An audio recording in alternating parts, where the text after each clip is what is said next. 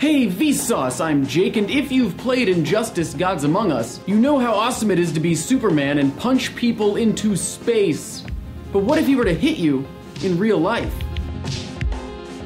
What would happen if someone who is able to lift 200 quintillion tons with one hand, power the sun, or my favorite, punch dimensions apart, were to punch you?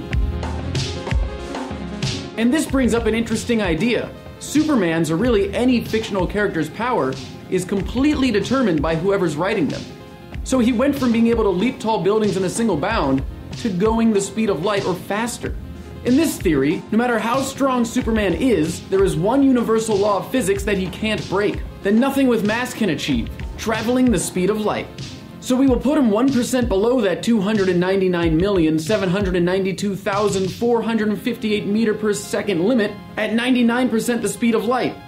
So you are unfortunately about to fight the Man of Steel, who in this case will not be restraining himself. If his fist has an average mass of 300 grams and it's moving at 99% the speed of light, it would have a total energy of about 190 quadrillion joules, which is equivalent to 45 megatons of TNT, or over 2,800 times more powerful than the nuclear bomb dropped on Hiroshima. Throwing just one punch at near the speed of light with that much energy would burn around 45 trillion calories, which is equivalent to almost 82 billion Big Macs.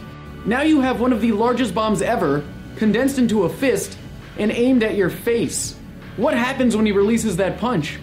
Well, this is when it gets incredibly cool, or incredibly hot, since the energy being released by Superman's fist would be around 80 trillion Kelvin, which is 5 million times hotter than the core of our sun. It takes about 1 centisecond for the light that hits your retina to then be processed by the brain. So since the punch is traveling at near the speed of light, it would only take 3.4 nanoseconds for the fist to get to you. So you literally wouldn't see it coming. But what we can see from the fist's perspective, since it's going 296 million meters per second, is that time is practically frozen. All the particles in the air, the oxygen, the nitrogen, are just suspended in time. Superman's hand is hitting them with so much energy that it creates nuclear fusion. Gamma rays explode and creates an explosion that the Earth has never seen. A giant fireball engulfs the surrounding area and a blast wave shoots out, shattering windows, structures, and rips trees out of the ground. There might be fictional characters with more powerful punches, but at this point, when it comes to you still existing, it doesn't matter. Superman wouldn't just knock the wind out of you, oh no, he would knock the atoms out of you. His fist has pretty much become a particle beam.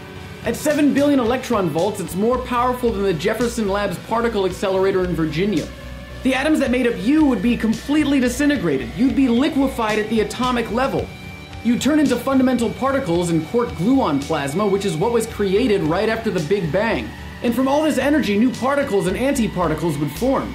So out of your unfortunate destruction, something new, something we might have never even seen before, could be created. To visualize the explosion, we can use Nuke Map to see what a 45 megaton bomb would look like in terms of sheer damage. But what we can't really show is that the damage from Superman's punch would look more like a traffic cone, with a beam shooting out from where his fist landed, destroying everything in its path and creating an explosion all around him. It would leave a crater almost 1 kilometer in diameter and 221 meters deep. So how close could you or I get to Superman's strength? My friends ASAP Science break down strength muscle growth and how superhuman strength might be more obtainable than ever before. So don't piss off Superman, and as always, thanks for watching.